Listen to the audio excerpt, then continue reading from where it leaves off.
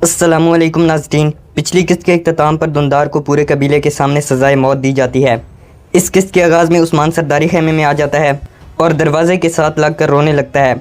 इसके बाद उस्मान अपनी कमान दरवाज़े पर लटका देता है और सरदारी नशिस्त की तरफ आ जाता है।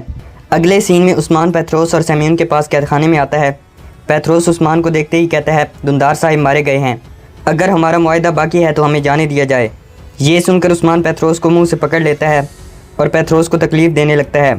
पैथरोस कहता है, तुमने हमसे वादा किया था उस्मान, तुम्हें अपना वादा पूरा करना होगा। उस्मान कहता है, तुम लोगों ने भी सब सच सच बताने का वादा किया था। पैथरोस कहता है, हमने अपना वादा पूरा किया उस्मान, हमने तुम्हारे हर सवाल का जवाब ठीक से दिया। उस्मान कहता है, मगर उन सवालात का क्या जो मैंने अभी पूछे ही नहीं। पैथरोस कहता है, यकीनन हमारा उनसे कोई लेना देना नहीं होगा। उस्मान कहता है, मगर मुआहदा होता है, मेरे सवालात अभी बाकी हैं। उस्मान पैथरोस से पूछता है, तो गाय उमर साहिब की क़यामगाह तक कैसे पहुंचा? उस्मान का सवाल सुनते ही सेम्यून घबरा जाता है और अपनी नज़रें चुराने लगता है। उस्मान कहता है, हमारे दरमियान मुआहदा हुआ है, अब तुम लोग मुझे सच सच बताओगे। अगर तुम लोग जानते हुए भी खामोश रहे तो मुआहदा मनसूख हो जाएगा। उस्मान कहता है, उमर साहिब तक पहुँचने का कोई रास्ता नहीं था, सारे दरवाजे और खिड़कियाँ बंद थीं, हर तरफ मैंने अपने सिपाही खड़े किए हुए थे। ये कहकर उस्मान पैथरोस को मज़ीद तकलीफ़ देने लगता है तो पैथरोस बोल उठता है और कहता है, तो गाय सुरंगों के ज़रिए दाखिल हुआ था।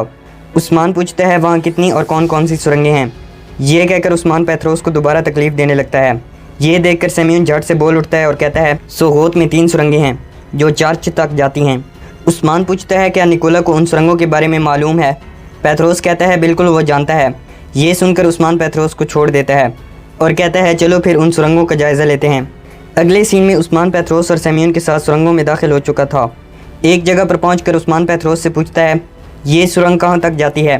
पैथरोस कहता है, ये सुरंग वहाँ जाती है जहाँ आप लोगों का सरदारों का जिरगा हुआ था।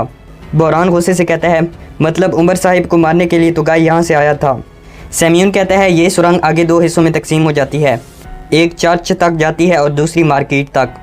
उस्मान कहता है, तो इसका मतलब है निकोला इन सुरंगों का इस्तेमाल करके सोगोत पर हमला करना चाहता है। पैथरोस और सेम्यून हाँ में सारे लाते हैं तो उस्मान कहता है, इसीलिए कालानूस भी अपनी फ़ौज के साथ आ चुका है, वो सोगोत पर हमला करेगा। गुप्तोक पूछता है, अगर हमें इन सुरंगों का इल्म ना होता तो तब हम क्या करते? उस्मान कहता है, तो फिर वो सोगोत पर ही नहीं बल्कि कबीले पर भी हमला कर देते।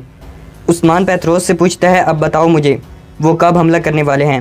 पैथरोस और सेम्यून कहते हैं, हम इस बारे में नहीं जानते, हमें इसकी कोई खबर नहीं है। उस्मान कहता है, वो लोग हमला करने से पहले तुम लोगों से रब्ता करेंगे। उस्मान कहता है, अगर तुम लोग इस मुहिम में कामयाब हो जाते हो तो मैं तुम दोनों को ज़िंदा छोड़ दूंगा।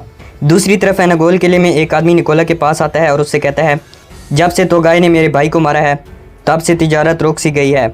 निकोला कहता है, फिर तो तुम्हें चरवाहों की तरह अपने जानवर चराने चाहिए, अगर तुम उनकी मुशाबियत नहीं करोगे तो वो तुम्हारी नहीं सुनेंगे। सिर्फ ये ही नहीं बल्कि वो तुम्हें अपने पाँव के नीचे दबाकर मार डालेंगे। आदमी कहता है, तो फिर मैं अपने सिपाहियों को कहाँ से खिलाऊँ? निकोला कहता है, तुम अपने ताजरों और सिपाहियों को उभारोगे, तुम उन्हें सलेबी रूहों पर यकीन दिलाओगे ताकि उन्हें सोना और जंग की खुशी मिले। आदमी कहता है, मेरे पास देने के लिए ना ही कोई सोना है और लड़ने के लिए ना ही कोई क़ुव्वत है निकोला। यह सुनकर निकोला खड़ा हो जाता है और उस आदमी के पास आते हुए कहता है, यासू क्या होगा अगर तुम अपना टैक्स सल्जूकों को देने की बजाय अपने सिपाहियों को दे दो? ये सुनकर वो यासू नामी आदमी घबरा जाता है और कहता है, क्या गियातू मुझसे इसका हिसाब नहीं देगा? ये सुनकर निकोला कालानूस के पास आते हुए कहता है, सोगोत पर कब्ज़े के बाद इस इलाके से तुर्कों का सफाया हो जाएगा।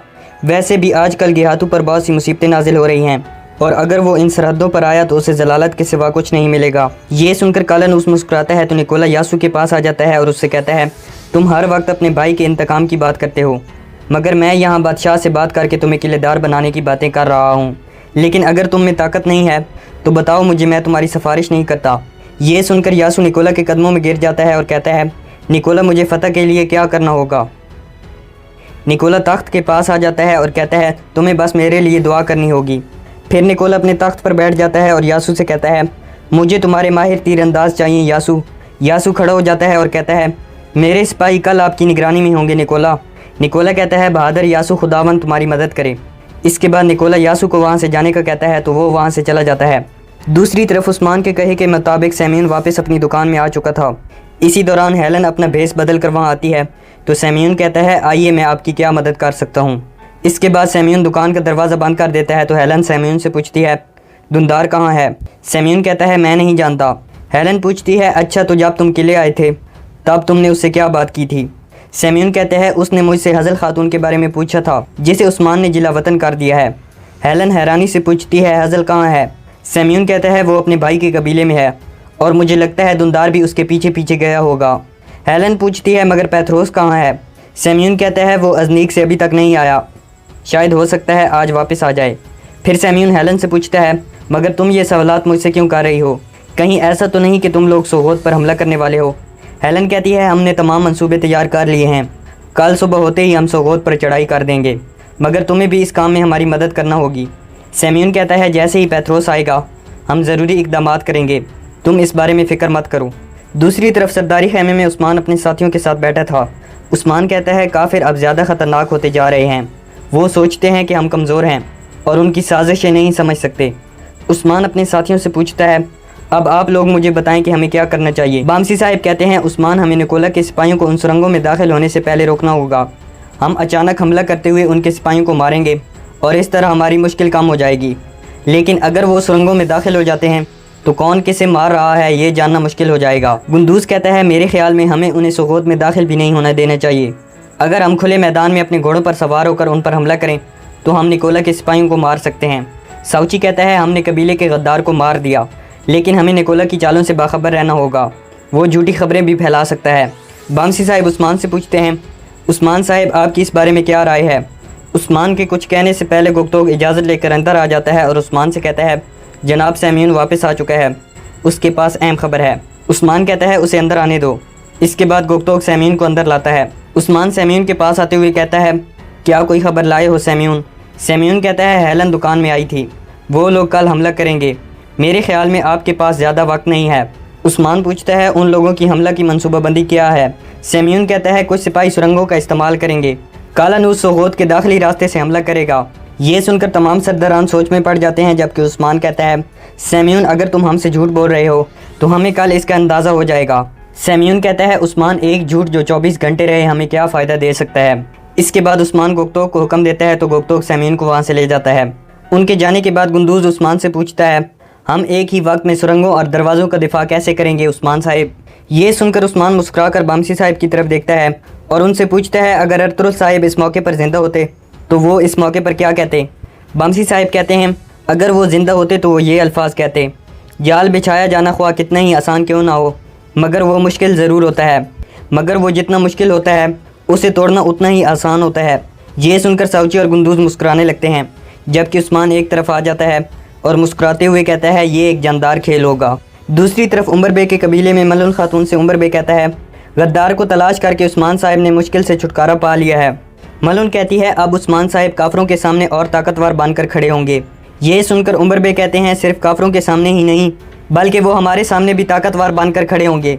मलून पूछती है क्या हम अपनी पुश्त पर एक मजबूत इत्तेहादी नहीं चाहते? उमर बे कहते हैं यकीनन, लेकिन भूलो मत उस्मान साहिब जितने ज़्यादा ताकतवर होंगे उतने ही उनके मुतालबात भी होंगे। ये कहकर उमर बे सरदारी नशिस्त पर बैठ जाते हैं। उमर बे कुछ सोचने के बाद कहते हैं अब हमें एक अच्छी चाल चलने की ज़रूरत है, हमारे कबीले को शिकस्त देना इतना आसान नहीं। मलून पूछती है आप क्या सोच रहे हैं बाबा? उमर बे कहते हैं मैं एनागोल फिर से कारवां भेजूंगा। मलून कहती है क्या अब हम किले में सियासत खेलेंगे? उमर बे कहते हैं इतनी जल्दी भी क्या है मलून, अभी के लिए हम तिजारत जारी रखेंगे, पहले हम निकोला को मुकम्मल एतमाद हासिल करेंगे ताकि उसे कोई शक न रहे, फिर उसके बाद हम अपना खेल खेलेंगे। कुछ देर बाद बहादुर अंदर आकर उमर बे से कहता है जनाब उस्मान साहिब आपसे मिलना चाहते हैं, उन्होंने आपको अपने खेमे में बुलाया है। उमर बे मलून खातून से कहते हैं जाओ और उनसे पता करो वो क्या चाहते हैं। ये सुनकर मलून खातून और बहादुर वहाँ से चले जाते हैं। इधर निकोला और कालानूस हमले की मनसूबाबंदी कर रहे थे। निकोला कालानूस से कहता है जब तक हेलन नहीं आ जाती मुझे राहत महसूस नहीं होगी। कुछ देर बाद हेलन अंदर आती है तो निकोला हेलन से पूछता है मुझे बताओ सेम्यून ने दुंदार के बारे में क्या बात की?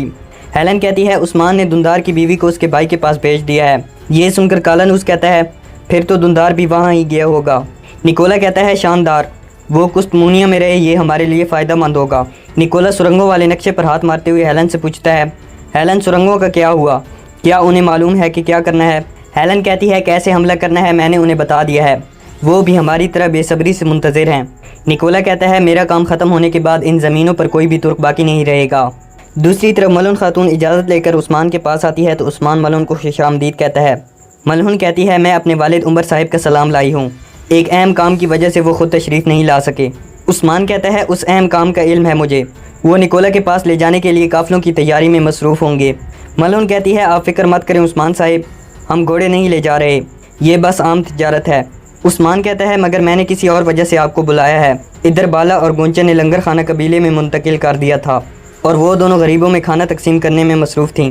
खैमे के अंदर उस्मान उठकर मलून खातून के पास आता है और उससे कहता है तिजारत के मामले पर आप लोग गलती पर हैं, मगर गलती दुरुस्त भी की जा सकती है। जैसे अंगूठी छुपाना भी गलत था, वैसे ही आप लोग दूसरी गलती कर रहे हैं। उस्मान कहता है आप लोगों के लिए अपनी गलतियों की तलाफ़ी के लिए एक मौका मुयस्सर आया है। मलून हैरानी से उस्मान की तरफ देखती है तो उस्मान कहता है मैं चाहता हूँ कि एनागोल जाने वाले कारवां की सरबराह आप बने। एनागोल से लाने के लिए वहाँ बहुत सी कीमती चीज़ें मौजूद हैं। दूसरी तरफ तोगाय वापस अपने डेरे पर आ जाता है। तोगाय को देखते ही जाम्बा समेत तमाम मंगोल अपने घुटनों के बल बैठ जाते हैं।